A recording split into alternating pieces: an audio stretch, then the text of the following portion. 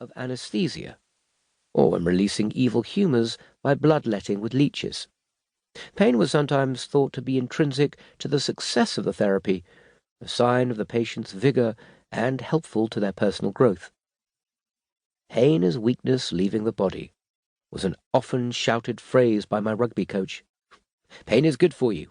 It tells you that you are still alive," was a phrase sometimes used by stressed doctors in the emergency department where I worked, when the umpteenth stab victim of the evening complained about the chest drain inserted to inflate a collapsed lung. At one time, it was believed by priests that the pain of childbirth strengthened the bond between mother and child, reinforcing the idea of self-sacrifice inherent to motherhood, and that interfering with this pain would disrupt this maternal bond.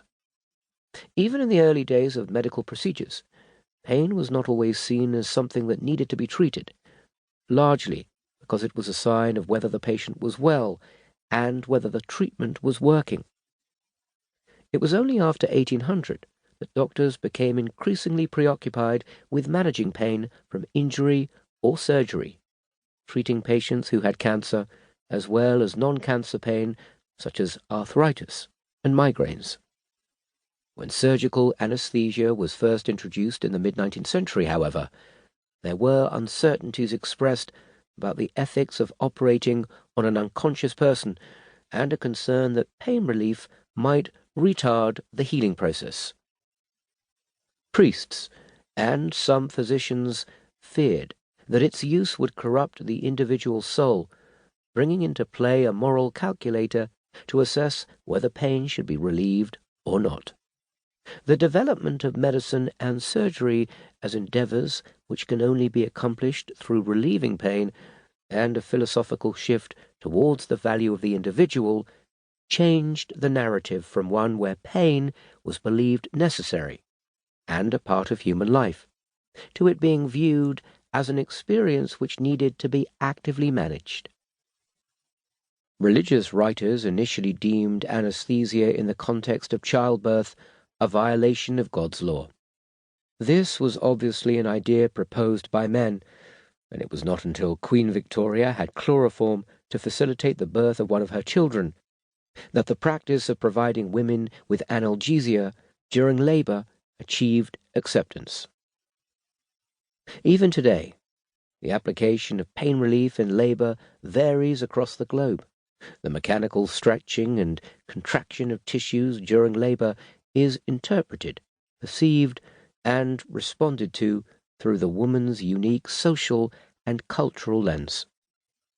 In the Chinese and Korean cultures, for example, birth must appear to be pain-free and is endured in silence in order to not bring shame to the woman's family, whereas in other cultures a more vocal response is believed to ensure a more solicitous and attentive husband. What is it about pain that makes some people require medical intervention and others not?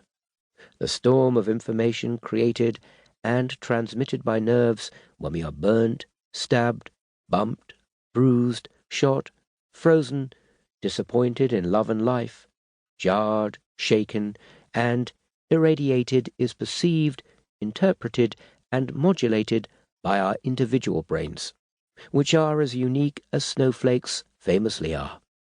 Pain, too, is therefore unique, individual, and often confounds us and those we love and who love us. I work at the Manchester and Salford Pain Centre at Salford Royal NHS Foundation Trust in the UK. The hospital is a major trauma and neurosciences centre located 5 kilometres from the Manchester United football stadium. I split my time between anaesthetising patients in the operating theatre, inserting electrical devices to relieve chronic pain, and assessing individuals with chronic pain in an outpatient setting. But the reason I chose a career in anaesthetics was initially in order to become an intensive care doctor.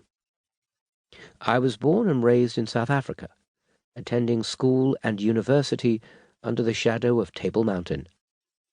As a junior doctor in South Africa, I worked in a major trauma centre and was exposed to some of the most